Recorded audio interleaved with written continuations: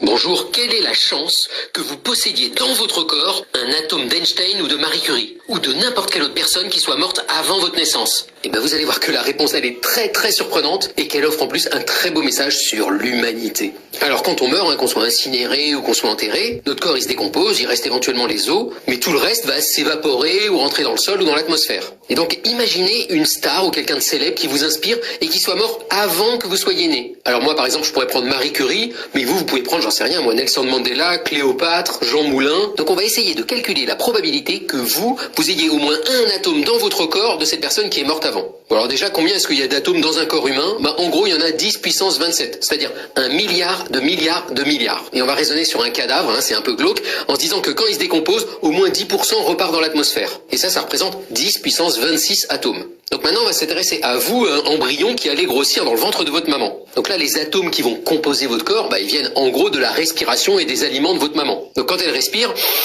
il y a peut-être une petite chance qu'elle récupère un des atomes de la star qui est morte là. Bon alors il n'y a pas beaucoup de chance. La chance qu'un atome donné vienne vraiment par exemple de Marie Curie, c'est le 10 puissance 26 de tout à l'heure, divisé par tous les atomes de l'atmosphère. Et alors là il y en a une masse, il y en a 10 puissance 44. Donc la probabilité c'est ça, c'est un nombre ridicule. Mais attention, il faut raisonner sur tous les atomes de votre corps. Alors pour faire ça, la bonne stratégie, c'est de raisonner à l'opposé. De se dire, ok, quelle serait la chance qu'aucun des atomes de mon corps ne vienne de Marie Curie? Alors pour un de mes atomes, c'est facile, c'est 1 moins ce qu'on a trouvé tout à l'heure. Mais moi, dans mon corps, la petit bébé qui va bientôt naître, j'ai en gros 10 puissance 26 atomes. Et donc il faut faire ça 10 puissance 26 fois. Donc à la fin, la chance que j'ai aucun atome de Marie Curie, c'est ce nombre-là. Et finalement, ça vaut exponentielle moins 100 millions. Alors vous vous rendez peut-être pas compte, mais exponentielle de moins 100 millions, c'est 0,0000, et vous mettez 40 millions de zéros avant de mettre le 1%. C'est ridicule. Donc la chance qu'un de vos atomes vienne de Marie Curie, c'est à peu près 100%.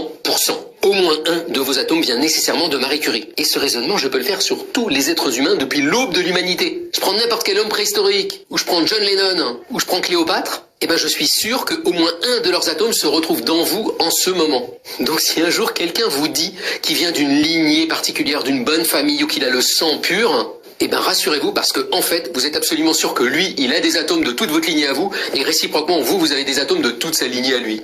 Et bon, surtout, ça donne ce message très universel, je trouve, et hyper beau, c'est qu'on est tous faits d'au moins un atome de chaque être vivant ou ayant vécu de toute l'humanité.